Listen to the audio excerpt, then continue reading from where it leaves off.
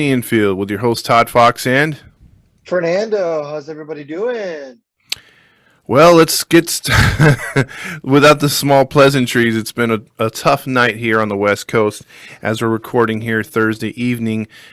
I'm on the East Coast. Remember, I'm in New Jersey. I'm in Yankee territory. So everyone over here is just pumped up in testosterone. And, hey, yo, I'm walking here. And they're bullshit sayings. Well, at least you could throw one thing in their face, and that is, as of Thursday evening right now, the Yankees needed pitching desperately and went out and got 2 power hitters. And lost 14-0 today. So there you good. Go. There you go. Good for them. Yeah, Joey Gallo's the difference. I can see it now. And here we go, a 3-run home run, and the Yankees trail 10-3. Yep, because pitching always beats good hitting, and Tampa Bay is now owning that division. I still think they're going to overtake Boston, but Boston's pitching is pretty good. But enough of them. I'm sorry, I got sidetracked. I apologize. This is an Angels podcast, and we're going to talk Angels baseball. We're going to recap the Rockies and talk about Oakland, the current game that's going on right now, and the weekend series. So you want to start things off, Fernando? Yeah, so, we'll get straight to it. Let's start off with the weekend series against the Twins, right? Or against the Rockies. Sorry, against the Rockies. Yeah. I'm going way back. Yeah. Against the Rockies. So we'll start off with Monday. Monday was a 6-2 win for us. Our boy Shohei Ohtani got the W. He's now 5-1 with the 3.04 ERA. And Marquez, the guy who everybody wants right now, Angels fans, I guess a lot of other people want him, is now 8-8 with a 3.54 ERA. Mm-hmm. So Angels ended up winning the game 6-2. Ohtani did it all that game. In a world where Shohei Ohtani does everything, he literally did everything that game, right? Mm-hmm. He sure did. Go ahead. Sorry. No, you're good. I was going to say he's showing why I think he's probably going to reach 10 wins this year, especially in the second half. I think he'll be the best thing going, and he's going to hit 50 some odd home runs. So easily an MVP, but that was a game they had to win. They had to win the series. So 1 up, 1 down. What did they do in game 2? Yeah, we're going through this quickly, aren't we? Oh, I'm sorry. You had more on it? I'm sorry. Well, we don't talk a little bit more about the game. So, that was the game. Did Shohei give up a run that game? It was just an uninherited run that went to Quintana, or was I wrong? Because Shohei did pitch 0.2 innings. He gave up a hit. Yeah, I think he allowed a run to make it 3-2 before the Angels added on. Yeah, because it was pretty damn close. They almost lost the decision for Ohtani in that one. Yeah, exactly. And then Raisel Iglesias came in. Some motherfucker named Raisel Iglesias came in and decided to do what he does best. Raisel Iglesias more or less has been lights out this year. He's 1 inning pitch, 3.35 ERA. He's killing it, man. Raisel Iglesias is a piece to build around for sure, especially in a bullpen that has been literally absolute junk besides Raisel Iglesias. Unfortunately, he's a free agent, and I just don't know how with the offseason if they're going to lock this guy up, take care of in-house stuff before they get to the free agents. Well, what they need to do is right now, tomorrow is the trade deadline. So by the time this episode is released, the trade deadline will be, today. By the way, if you're listening to this in the morning, tune into the trade deadline show. Yes. With Chase, Todd will be popping in. Andrew will be a fixture. I'll be popping in. Taylor Blake Ward will be coming on as a guest. So tune into that. But yes, back to the trade deadline. You got to figure out, man, is Raisel Iglesias going to be a piece you build around and you're going to sign him or re-sign him, or are you going to trade him? If you're going to re-sign him, today's the day. Hell, re-sign him now. Yeah, I believe so. His price is only going to get higher. Yeah, if you're not going to trade him away, like you said, I see no reason not to. You got to push his agent. That's what it comes down to. Whether or not the agent's going to wind up letting him sign in season, we just have to see. Some agents do, some agents don't. We just don't know. Yeah, I would have. To be honest, I would have done it at the All-Star break. If I was Perry. That would have just been the best time. There's a little bit of a gap there anyway, and I would have just told him, you know what, bro, we gotta, we're trying to figure out where we are right now as a team. Are we contending? Are we buyers? Are we sellers? We want to build a team with you on the back end of the bullpen to kind of lead the way. and we need you around here for 3 years. And if you would have been like, that would have been the time. If they would have told me like, no, we don't like to talk about that, I'd be like, cool, bro. Well, we're gonna go ahead and move on. We're gonna trade you then. It's just too hard for a bullpen that's been too inconsistent. You need to find what works, and you got to roll with it. As of right now, he's literally almost all we have in the bullpen. I mean, who else are you super comfortable with right now in the bullpen taking the ball? I'm just Watson. That's it. Because at least I know Watson hits his spots. He hasn't been erratic like everybody else. So I mean, I really don't have any confidence in anybody else in the bullpen. No one. No, that's it. Oh well. And Watson's on a 1-year deal too, so it ain't looking likely that he'll be back. So, and he's up there in age too. I mean, I know lefties can throw to 40, but I think Watson's 35, something like that. So yeah, he's an older cat for sure. Yeah. Well, I mean, we just had our one of our top prospects, Warren, make his debut right now. It was Austin Warren, 1.1 innings, no hits, no earned runs. Even got a strikeout. There you go. So he was doing really bad in AAA as far as ERA, but everybody who really knows how the organization works and how the Pacific Coast League works in AAA knows that the ball just flies there. You know what I mean? You have to take those numbers with a grain of salt. Yeah, it's kind of like if you're got like a 3 ERA, you're kind of dominant down there. That's why it's crazy to see what Detmers and a few others have done in the AAA system so far down there. They do have a couple other relievers, but I just don't know why they didn't pull them up that are under 2 right now. But we'll see. We'll see what happens. Yeah, man, there's so many things right now that I think the Angels are going to do. And here's my thing. And here's how I feel. Actually, we'll get to that when we talk about the trade deadline. How about that? We'll get to that. We'll get to that. Okay. All right. So, anything else about this game? I know you're ready to move on. I just want to make sure. I'm good. Okay, cool. So let's go ahead and talk about July 27th. So that was the game where almost everything that could go wrong did go wrong. We lost 12-3. And, a guy who's been pretty reliable, Jose Suarez, just didn't have it. And, he was almost the Jose Suarez of old. Pitches looked flat, was scared to go after guys. When he did go after guys, they took him deep. They had hard contact.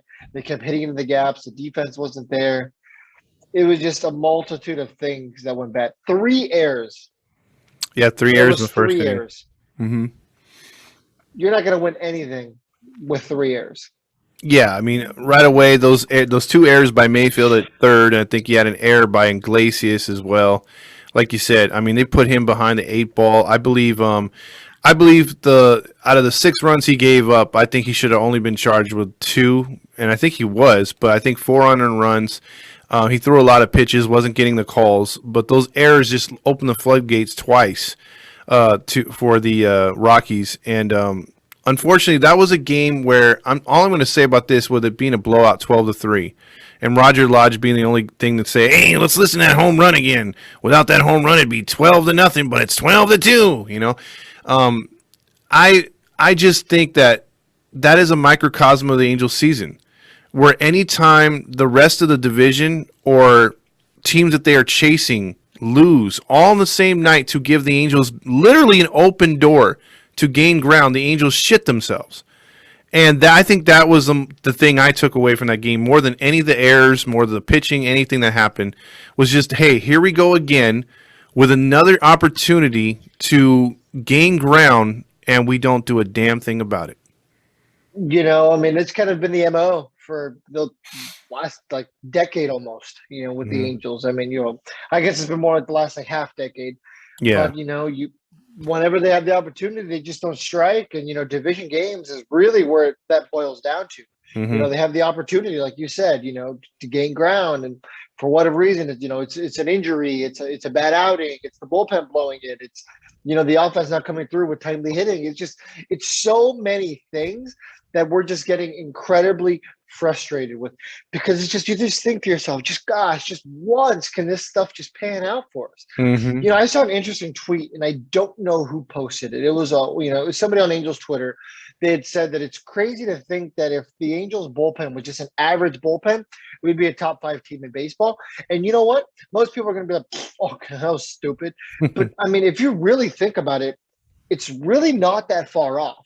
If the Angels had just an average bullpen, maybe even just slightly above average, they would be a top team in baseball. If our bullpen can hold a couple more leads, we would, I feel like, be right there. We would at least be like a game or two out away from the wild card. And that doesn't seem like a lot, but there's a big difference between, being 5 or 6 games out of the wild card and being 1 or 2 out. I like that you brought that up because if you think about it, there's 22 games where the Angels this season, 22 that they've either blown or that the Angels are either tied and the team has just shit the bed and given up the game, like giving up 3 to 4 runs. So you think maybe if you take 15 of those, or let's take half. Take half. So let's just say you take half right now and you give us 11 more wins. You'd be sitting at 61 wins right now, which is, and that's not a big, it doesn't seem like, taking 11 out of 22 makes a difference. It does. If we had 60 wins right now, we're ahead of Oakland. We're the ones behind Houston. Instead, where we're at, and even at 51 and 50, I believe we are, it doesn't feel like we are a winning club. It doesn't feel like we are a decent 61 club. wins. 61 wins. We are a top 5 team in baseball right now. You're absolutely right. See, the Red Sox have 63. The Rays have 61. You're in first place of the AL Central, hypothetically. Mm-hmm. You're, second place of the AL West. Hell, let's do the National League. If you're the NL East, you're murdering everybody. NL Central, you're ahead. NL West, even. You're not that far off. So 61 wins, we're talking about a completely different season. We're having a different situation.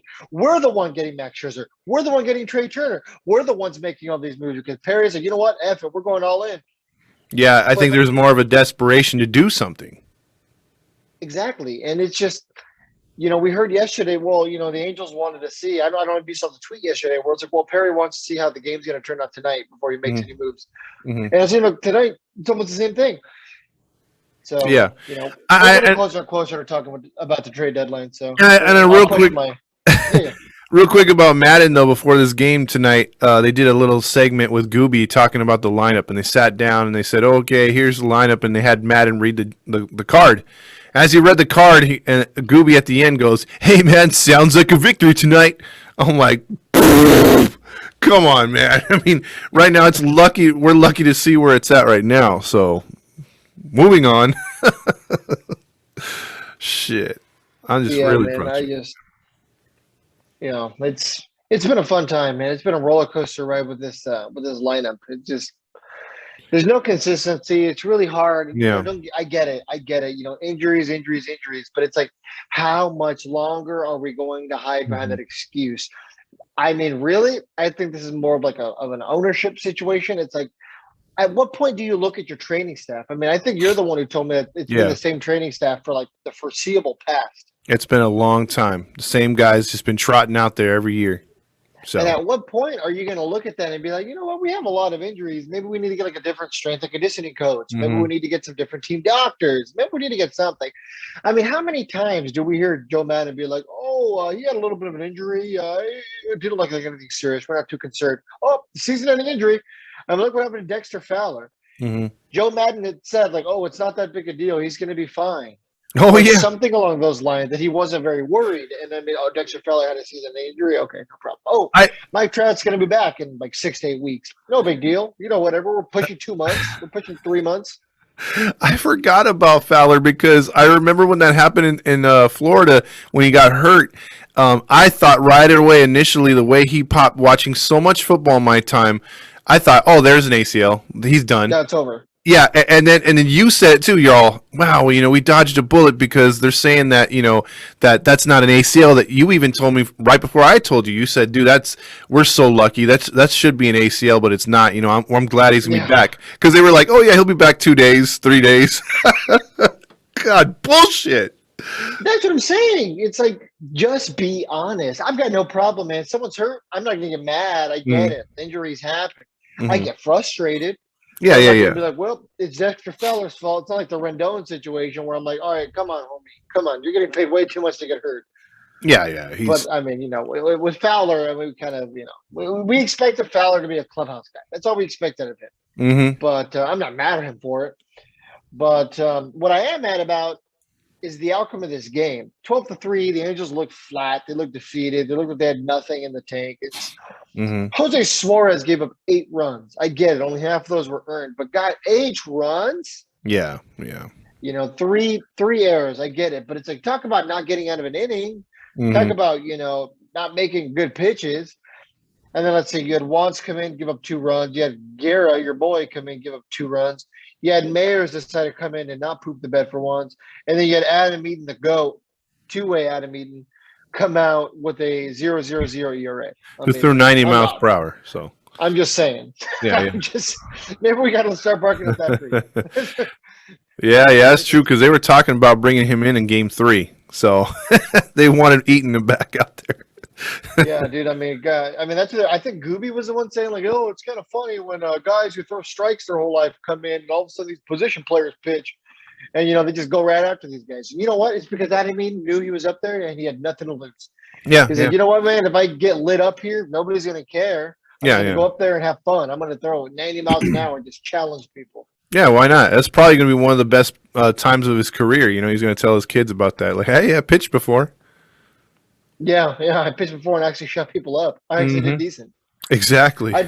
I did better than that Steve Cishek guy. Oh, Dude, watch me throw like him. Look at the flick of the wrist of the pizza. That looks like a TikTok video, or what is it, a Snapchat where you just hit the boomerang? It goes back and forth. That's what it looks like. Man, Steve Cishek out here freaking like flipping pizzas. He's like it's a Papa Murphy's. Dude, he's Have you ever been at Papa Murphy's? No, I haven't. Yeah, I haven't either. I mean, any place where you got to pay full price and they cook your own food, I'm out. Yeah. It's like $20. I got to go home and make it in the oven.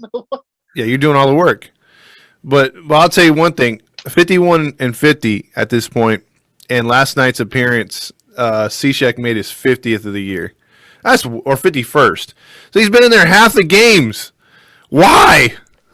I don't know, man. It's just I'm over some of the portions of mismanagement. It's like, you know, it's funny if you look at his numbers themselves are not that bad, which is like the funniest part. Like you look at it, you'd be like, oh, a 3-point-something ERA, that's not bad. Yeah. It's a 3.83 ERA. So I mean, it's starting to trend upward. But I mean, you know, that's still not like absolutely horrible. Oh, you know, come to find out, you know, it's all inherited runs. You know, if inherited runs didn't exist, his ERA would probably be like 27. I know. Don't get me started on that guy. I get so much freaking messages from people just tired of that guy. So yeah, I'm tired of talking about him. But we have to. I don't know what it is, man. I mean, yeah, I had a lot of faith in him coming into the season because I was like, oh, you know, he was good with the Astros. He was track good with, record. you know, yeah, he had a good track record, and that's the thing. You know, some guy tweeted at me today because he had said something about like Alex Claudio in the offseason. He was like, oh, Alex Claudio is so bad, yada yada yada, and he sent me that, and he was like, oh, this didn't age well. Like my tweet telling him like, well, it's not my fault. You didn't do enough research. Alex Claudio's had a good career, yada, yada, yada, yada. I basically just told him off and said he had an ignorant statement. And he made fun of me and told me my tweet didn't age well. And I was like, you know what, bro? I'm not afraid to admit to eat crow. I mean, you know, Claudio, Watson, Cishek, on paper, these were all great signings. We were all lit when these signings were made. Maybe not as much Claudio, but I mean, these guys had good track records. You know, they were above average pitchers. We had stuff to be excited about. But for whatever reason, this year, I mean, look when Hunter Strickland got traded. We were all freaking throwing a party. We were like, oh, he's having a great season with Tampa Bay. I didn't understand that one bit. I mean, unless something happened mentally before Tampa decided to trade him. He came over with those sub-2 ERA, and we were all happy, like you said. And I thought this guy's going to anchor that bullpen or calm it down a little bit. He didn't do nothing but make it worse. I mean, he blew every game he was in. I mean, he was terrible. Yeah, I just kept telling myself, one of these days he's going to turn the corner. He's going to turn the corner, and it's just because it's just like this wishful thinking. It's like I don't know if it's the Halo honk in me, or if it's just like freaking like I'm just so waterboarded by this team. It's like I don't know what it is, but it's like, you know, at some point you always tell yourself, you know what, it's going to get better. It's going to get better. Like you say, it's like a bad relationship. It's going to get better. It's going to get better. They love me. Yeah, but he turned the corner all right out of the stadium. They got rid of him, and I don't even know if he's on a team right now. Yeah, who knows? All I know is this team keeps on Trevor Bowering us. It's not even cool. I know. By the way, we don't condone the abuse of women, so don't. No. That's something we're okay with. It was just a bad joke. Sorry. Yeah, and he could be traded too, Bauer. Not before the deadline, but he could be traded at some point to L.A. County Jail. We'll have to see where that goes if the Dodgers want to make that trade. This just in. Yeah. This just in. Trevor Bauer going to Pasadena prison. Press conference to follow. Yeah, exactly. He's going somewhere, but not Source Dodgers. Pasadena Sheriff's Department. Real quick. Do you think that he's the Scherzer deal was like the nail in the coffin? Like he's done for the year? Like Yeah. There's I think the it's always cryptic when you see in football, especially because in football, for whatever reason, those guys are more divas. They're on social media more. So whenever you see, so-and-so unfollowed the Bengals, he's a Bengal player, it's like, oh, he's gone. That's sort of like the giveaway that dude's not re-signing. And then so this happened with all like Pujols and a few other players just deleting him off of social media. And then everyone's like, well, that doesn't, Dodger fans are like, well, that doesn't necessarily mean anything. Yeah, it does, and then you come out just the other day saying the Dodgers players don't want him back in any capacity anyway. So yeah, that's what it was. He's good as gone, dude. I want to know if he's done with baseball or what. I mean, really, it just really depends. I think what the verdict is. What's gonna. If he's guilty, I think the best he could do is pitch in the Mexican League or go to Japan. I think that would be the only way. Other than that, I think his American career is long over. I really want to know what's going to happen with his agent. I mean, what? Yasiel Puig and Trevor Bauer? That's rough. That's a tough one to recover from. Let's just say she doesn't do her character backgrounds very well. Yeah, right. Maybe she needs to get a new department for that. Exactly. Okay, so yeah, no, I mean, there's really nothing to talk about that game, man. I mean, it was it was a bad game. Angels played a bad game, but that final game against the Rockies was a little bit better, 8-7, but they still almost blew it. I mean, Andrew Heaney actually threw. It was a quality start. I don't want to call it a gem, but it was certainly a quality start. I mean, 6 innings pitch, only gave up 4 hits, 3 runs, all 3 of them were earned. He only walked 3, which for him is, amazing. Might as well be 0. And then he struck out 8. But home run Heaney did return. He gave up a very early home run because Courtney immediately texted us and was like, "Oh, home run Heaney's back." Yeah, exactly. She called it. She said there was going to be a home run in this one. Hey, Courtney knows her baseball, but I mean, come on, it didn't take a genius or a fortune teller to predict that. I mean, she knows what she's talking about. I'm not saying that at all. I very well respect her baseball takes, but I mean, come on, my son knew that was going to happen. Yeah, and it was what was funny about it is he actually settled down, and you're thinking, okay, and then the Angels got runs back. Ohtani went deep, and you're thinking, okay, another home run by Upton, one by Stassi, and it should be game over, right? And then the guy we were talking about, our boy who, like my dad said when he came in, watch, he's going to hit somebody. He always comes in and hits somebody. And right away, his slider went way outside. He got 1-2 to the first batter and then just plunked him. You know what I mean? Or the second batter. And so you had 2 on right away. He walked the next guy. It's bases loaded right away. You can't relax with this team, bro. You just can't. Yeah. And no, I absolutely agree with you. Dude, we had to get Papa Fox on. Maybe for like the season recap. We should. We need to get Papa Fox. He's going to be like, these losers. Yeah, exactly. I don't trust anybody on this team. Do you think he even trusts Rysel or?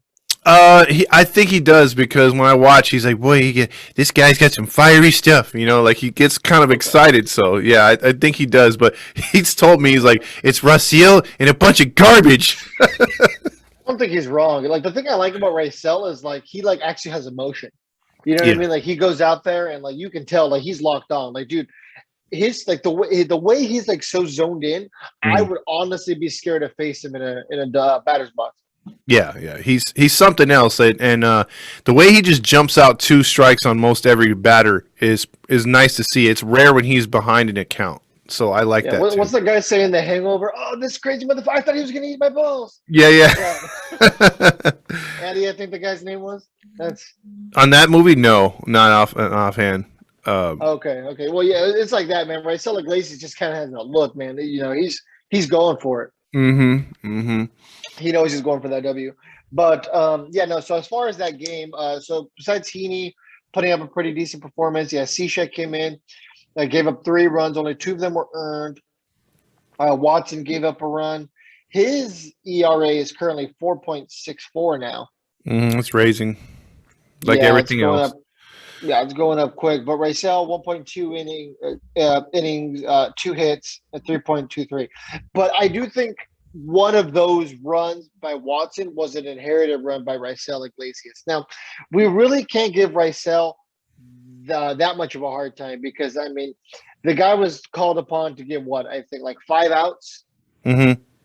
Something like that. And they keep doing this to him, dude. Like, at what point are we going to start putting Rysel Iglesias in the 4th? Because we don't putting him in the 4th. because we just don't have a bridge gapper. I think finally, I mean, I wouldn't have expected Madden to give up on Myers before he gave up on Cishek. I thought it would be the other way around, but he's clearly given up on Myers. He's not using him in the 8th inning anymore. And, it's like, who do you put out there? And like you said, 5-6 out guy. You bring in Raciel against a team that's like been hitting. And then those hits they got off of Raciel weren't that bad. I mean, they were just like little flare shots. And unfortunately, the one went through and tied the game up. So. Yeah, and then once again, I mean, I don't think any Angels fans were angry. I mean, he blew a save, he blew his 5th save, but it's like, how many of those are on him? It's like most of them are, oh, he's overworked. Like, we're putting him for 5 innings. Like, a closer's supposed to come out to get, 3 outs. Ideally, that's the case. Occasionally, a 4-out situation happens. I get it. But, man, oh, man, like, we really, really, really need a 7th and 8th inning guy. Absolutely. I mean, if we were to, let's just say we can take Rysel Iglesias back in time to when we had like Blake Parker and like Hansel Robles. Can you imagine that 7, 8, 9? Oh, that'd be pretty crazy. 2019, that would have been great. I've been lobbying for the Angels to get Rysel Iglesias for years. I mean, my godfather was a big Reds fan, still is. So I've been watching Rysel forever, and I'm like, dude, the Angels need to get this guy. They need to get this guy, and we finally get him. And I mean, he's been pretty good, but I mean, it's getting to him. That's the problem. It's 6th through 8th inning. I mean, normally you got to have like a 6-run lead just to have the opportunity to get to Rysel. It's just hard. I think next year we all thought it was starting pitching. It still could be. I think it's only maybe one piece with the current roster we have because I do think the youngsters are going to make a big difference next year, but I just think that this bullpen is a total rebuild. I mean, you have to bring in everybody.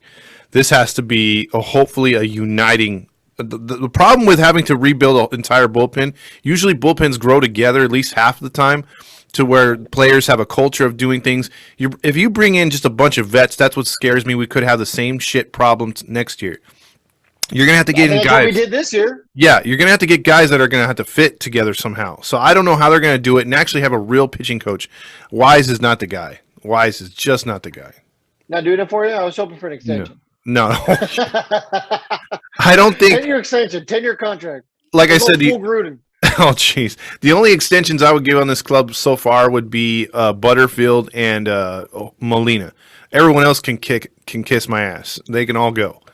I'm right there with Madden right now. He's, I was team Madden for the longest time, but I'm starting to lose faith in that dude. I really am. It includes the training staff. Thing about, no, that should be the first to go. The one thing I will say about Madden is, like, at least it doesn't look like he's lost the clubhouse or lost the dugout. Like when Brad Osmus was around, you can tell he like lost everybody. It was a lost cause. Even when Social was here, his final season, so that was what, 18? 18. It didn't look like he had lost the clubhouse. Yeah, they still There's respect him. Sometimes where it's like a lost cause. Yeah. And I don't think Joe Madden's there yet. Like, I still think they have some respect for him. I think the mindset in there is just like they feel defeated because everyone keeps getting hurt. I mean, look, right now we're trying to make a push so we can have proven like, hey, we are sellers or we're buyers. But then Jared Walsh goes down. It's like, how are you supposed to diagnose a team between being a buyer or a seller when it's literally a bunch of AAA guys? Yeah, pretty much. I mean, who's on this team right now who we truly expected to make a giant impact? David Fletcher? Who else? I mean, as far as pitchers, I mean, there's really nobody not named Raisel Iglesias. I mean, obviously Shohei Ohtani. I mean, that goes without saying. We Yeah. expected him to be good. But I mean, besides those three guys, who currently on this roster right now, if I could have gone back and asked Todd Fox, like, who's going to be the big guys this year? It's hard to say.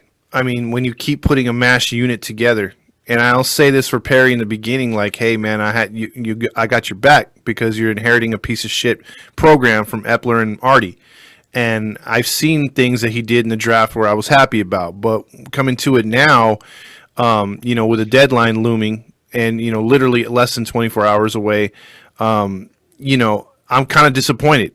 And because I feel that, with the record they have, as much as we've been shitting on them and much as things have been stacked against them, their fault or not, injuries or not, we're only a couple players away from being right in the mix. And the fact that we so far are taking an L after so many years of taking L's in the deadline is just beyond me, man. I am really like throwing my hands up like fuck this shit this season. I'm really in a bad mood today. That's why, I mean, I'm not fiery as I usually am. I'm just like, dude, why?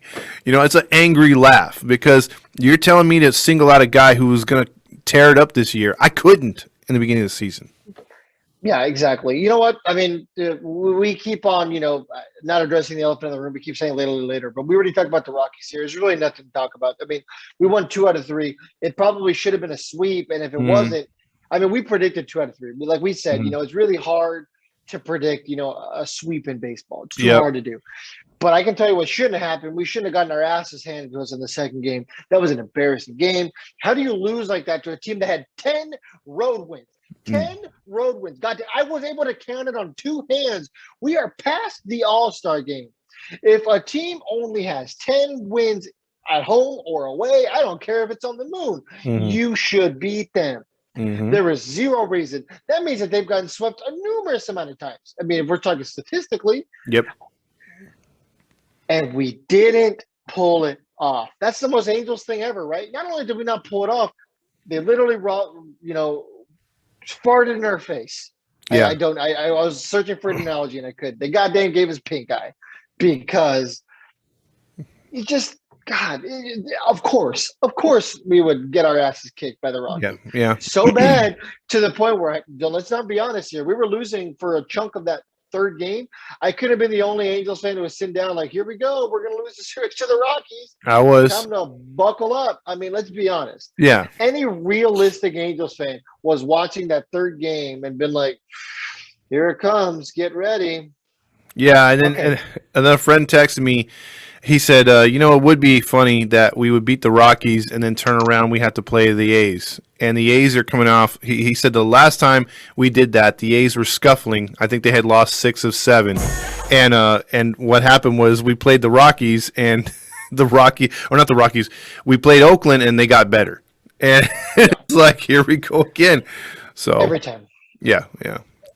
So addressing the elephant in the room now. Let's talk about the trade deadline. Unless you want to just cover the Oakland game that just happened real quick. Well, I'm running out of time because I think the Oakland game just finished, so I'm going to get on the post game. So. Yeah, tune into the post games every night, even though the post game for yesterday, whatever it had been out. So go on YouTube. So trade deadline. Some of the big moves that have happened. It's just we're just sitting here doing nothing. You know what, man? If we're going to be sellers, I've got zero problem with that. But be a seller. Do it. Go out there. I am tired of doing nothing. It happens every year. Or that meme I made a couple days ago where it's like that guy, the guy who's normally sweating because he can't pick the button. Yeah, so he ends up hitting both. It says buyers and sellers. Literally, it's the most accurate thing ever. Every year, we're either buyers and sellers, or we do both, or we do nothing. I mean, what was it like 2019 where at the trade deadline all they got was like Max Stassi?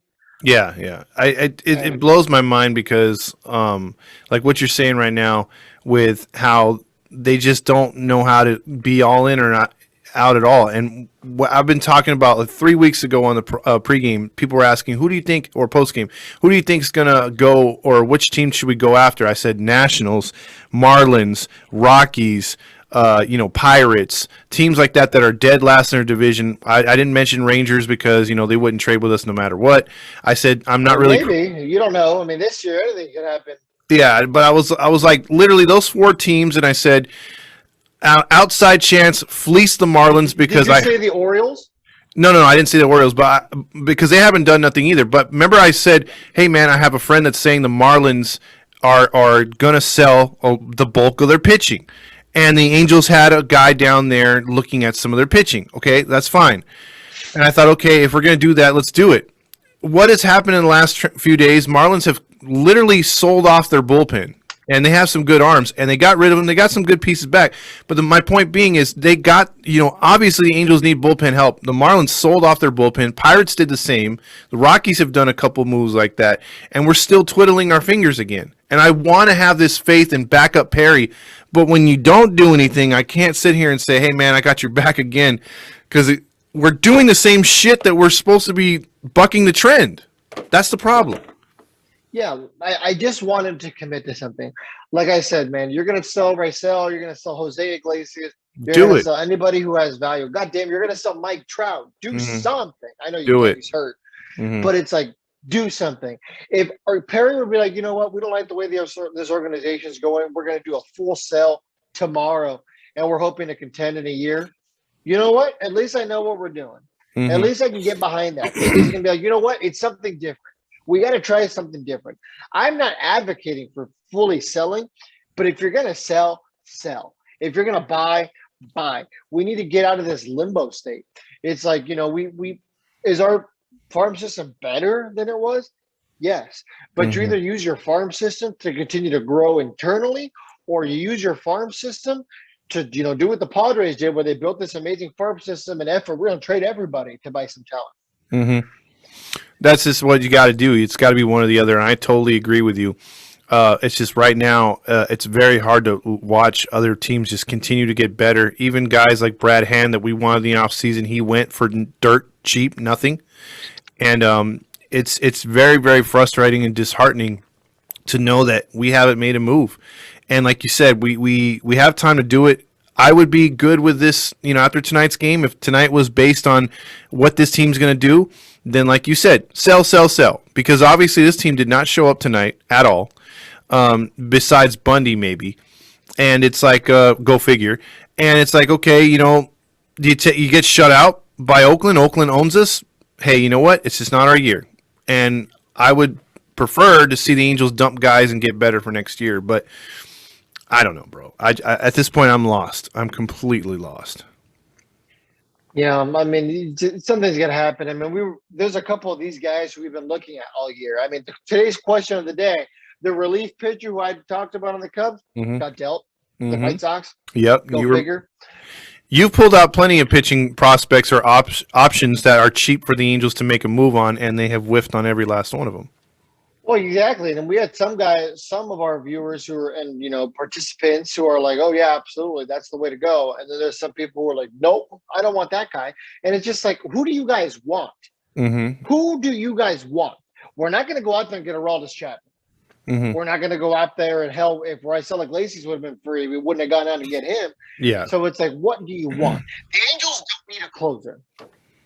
What they need is maybe one more starter who's going to mentor the young guys. So a Scherzer would have been that guy. Yep. Kyle Hendricks might be that guy because at least he's played in some playoff games. There's guys to go out there and get. Yeah. But they're not doing it. Do something. Tomorrow's question of the day is going to be simply a straight up question. Will the Angels make a move today? That's what the question is going to be. By the time you're listening to this, if you haven't responded, go respond. But I'm sure the general consensus is probably going to be no. It's like, we're all frustrated because nothing's happening. Sorry, I keep checking my phone every time a tweet comes out. I'm like, maybe. Yeah, is it happening or not? Yeah, because I mean, Taylor Ward was removed from the game. It's got to count for something, right? Because normally when a player gets injured, the player immediately goes in for treatment. You know what I mean? You go see the trainer, you go get evaluated. But Taylor Ward went into the dugout and then didn't do anything. So either A, he's getting called up to the big leagues, or B, he's part of a deal. Yeah, he's part of a deal. I mean, there's a lot of teams out there who would have interest in Taylor Ward. And I know some of people are telling themselves like, oh, well, there's no way they're going to want Taylor Ward. Well, he hasn't done shit for us. But I mean, Taylor Ward's at least versatile. Yeah, I think someone could use a backup catcher. You never know. We didn't really give him that opportunity here because we have Kurt Suzuki. So Kurt Suzuki, the god, Lord. Yeah, that's the guy. So just a couple of like things. I know we got to get going, but what are some of the moves today already that have either impressed you that the other team pulled off or just pissed you off? I mean, besides probably the obvious one, which is Scherzer and Trey Turner. Yeah, that's the obvious one that pisses me off because I believe they could have gotten so much more back or could have ransomed those players over other teams. And I don't know what the Padres were offering, but the Dodgers not giving up Gavin Lux or anyone valuable like that. I mean, the Nationals are completely stupid. They sold off the team. They got rid of Daniel Hudson to San Diego. The other one that kind of like just boggled my mind, Boston got Schwarber for nothing. I mean, the Nationals, are they trying to be bad the next 10 years? Are they trying to go to their roots from when they were the original Nationals over there, or those Senators? I don't understand. This is a team a couple years off of a World Series appearance and a win. So I don't understand I understand, was it Scherzer? I don't understand Turner. I don't understand these other players. You don't have to hit complete rebuild so goddamn fast. I mean, that's cheap-ass ownership. In my opinion. No, I agree with you wholeheartly. But I mean, there's some moves they also made that were good. I mean, like the Rendon signing, that didn't happen for them. Yeah. Some of the moves are the best moves you don't make. I mean, I'm kind of a Broncos fan, I guess, if I have to pick.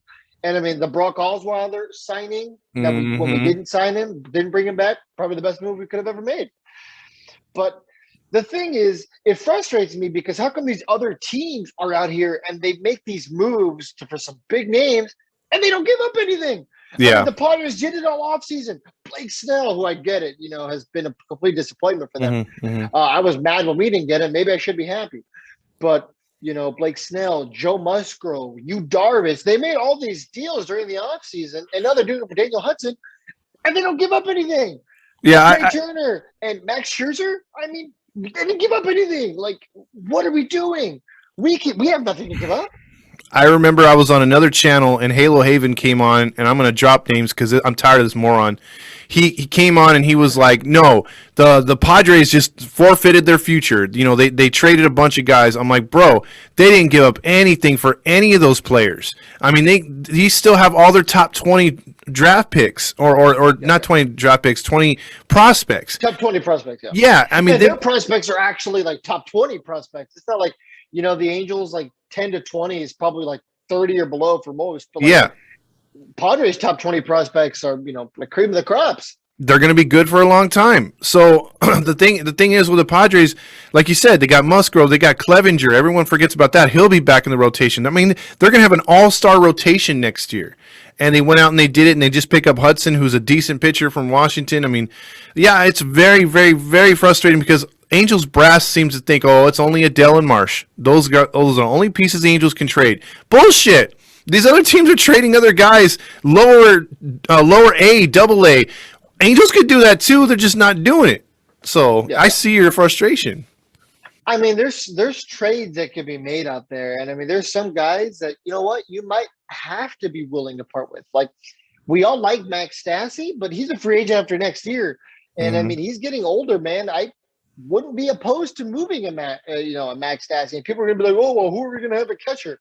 I mean, does it matter? Does it really matter right now? I mean, worry about that next year.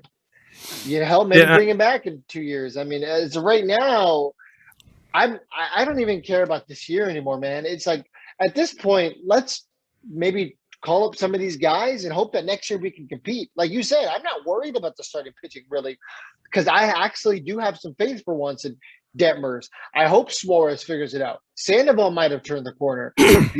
Packy, Chris Rodriguez. There's a lot of these guys who might actually come up next year and be productive. So I'm not worried as much about the starters. It's the bullpen and some of the position player holes. You could even throw Jan in there. He's tearing it up in single A. Like, he's gotten like a fabulous record, and they're talking about bringing him up to double A. And if he does good in double A, he could be next year on the spring training roster trying to get a spot on the team too, or at least making a play for AAA. So yes, I'm totally with you. The starting pitching to me as a youth movement, if you're going to sell, like you said, if you're going to be one or the other and you're going to sell, youth movement the shit out of this lineup. Let's start DFAing guys. Let's start being grill master. Let's get rid of Suzuki, Cishek, and all these other guys that are just shit in the bed, and let's bring up the youth and let's see what they can do. And let's let it ride out. Some guy on Twitter had told me, like, oh, well, do you really have faith in some of the guys in AAA? And what I told him was, you know what, I might not. But at the end of the day, at least I have faith that some of those guys are going to come up and learn and put us in a better position in a year or two. I'm tired of these guys who are established major leaguers who aren't pulling it off. Because at the end of the day, those guys are closer to the end of their careers than the beginning of their careers. At least in single A, double A, triple A, if you call up one of those guys, there's hope that, you know what, they're going to get to the show and they're going to figure it out. You can at least lie to yourself and say, oh, it's going to happen. Oh, Matt Wise is going to help them. At least there's some kind of hope that there's going to be a progression there. Yeah, because if they get their lumps out now, I'd rather them do it now in a lost season than a season where we're actually contending. So let's go youth movement. Let's see what they can do. And if we have to be like Baltimore Orioles in the second half, then we're going to be the Baltimore Orioles in the second half. Because exactly, you know, and nobody's going to get mad. I don't think our fan base would be mad if they pick a direction. Yeah, because go ahead. I'm just going to say, if you realize what's out in the field and why they're doing it, then okay. Then, like you said in the beginning, that's the direction that we're looking for. That's the kind of like, okay, this is what we're doing. I'm on board with that. I would be on board with that because at least when I come to the stadium and pay for tickets, I know that I'm seeing Packy Naughton trying to get out there, work himself out of a jam. He's pitching, he's pitching for the first couple times in his career. I know that he's not going to go out there and throw Cy Young shit. And other pitchers, like that. They're going to take their lumps, but that's fine. I know what I'm signing up for. I don't want to go there fool's gold thinking, hey, man, this lineup could score 8 runs. It shits itself, scores 1. Hey, this team could hold a lead, blows the 0. Game. Yeah. 0. Yeah, exactly. So I'd rather know what I'm watching and getting myself into.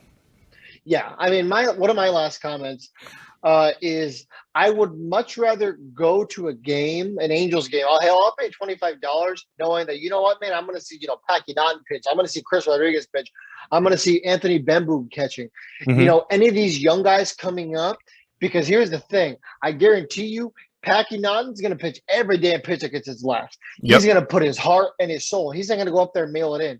And that's the thing. Personally, that's why I love going to minor league games. You hardly ever go to a minor league game and see a ball hit to the shortstop and the guy not run his ass off trying to beat it out at first base. Why? Because that guy is hungry to get to the major league. Mm-hmm. That guy is literally hungry because these guys get paid $12K a year. Yeah, they have a half-assed. Artie Moreno's trash.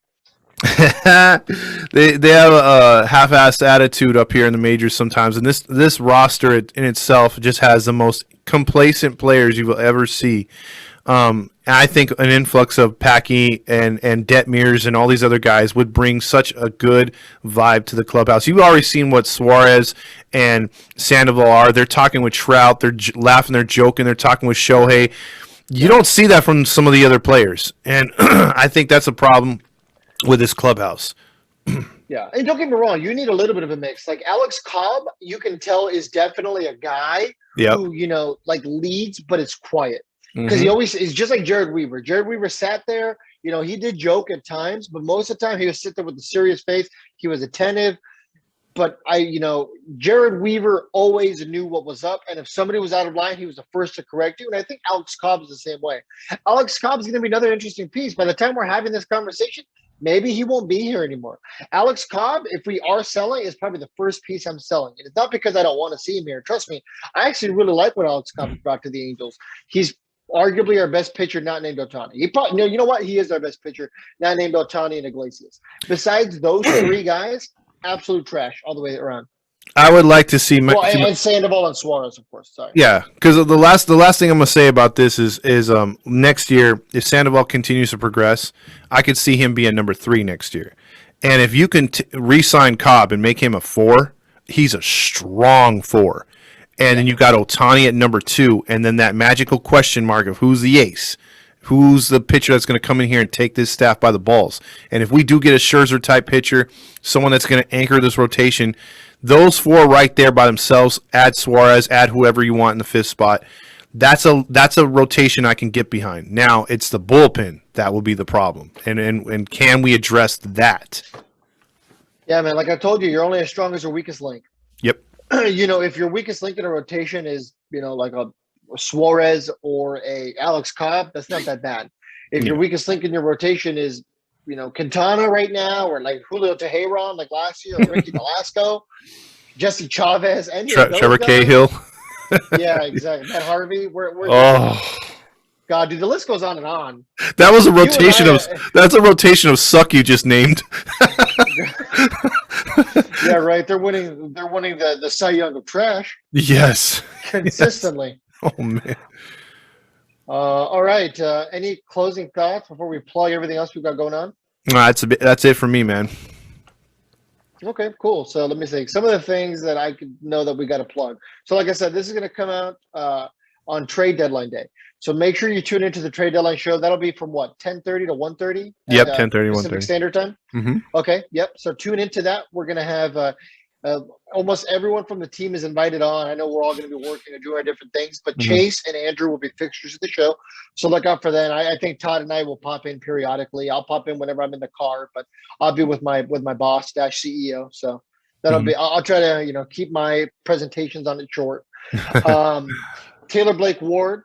People are familiar with him from his former Angels podcast and the work he does with the Angels on Twitter. So make sure to tune in for that. The tailgate. What day is that? August 14th at 12 p.m. to 6 p.m. Yep, we'll all be there. I'm trying to get some friends to come up from San Diego. It'll be a good time. I think we can go ahead and release this information. We just don't know a time yet. But if all goes well, we do have a special guest who's set to join us for an interview. Mm-hmm. And that is supposed to be Trent Rush. So we're hoping to do a live show or at least a live interview over there.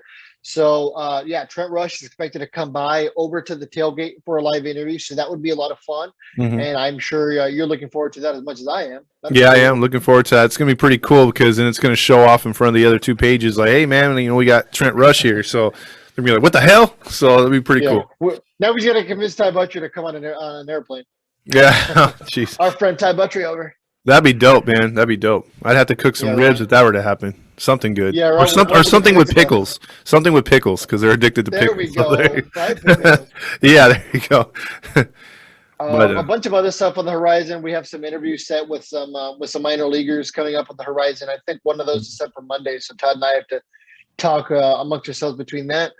But I think that's really about it. Yeah, I think that's it. But we covered a lot in this episode. A little rushed. It was a little bit my bad. I took a nap earlier. It's just been a rough day for me, not just Angels wise, but just everything. So, and you're on the East Coast, so props to you for staying up, man. Yeah, man, it's 1:20 in the morning. It was like you texted me like almost right where my breaking point was. Like I tell myself, you know what? Like if the Angels game's over and hasn't woken up yet, I figured you were asleep. Mm-hmm. I was just gonna go to bed. Oh, okay. No worries. But hey, we got it in, man, and I'll have it released in the morning. All right. All right, brother. So this is Todd Fox and my buddy Fernando Mendez. There you go. Catch us on the next episode. Go Angels. How about that? Viva los Angelitos.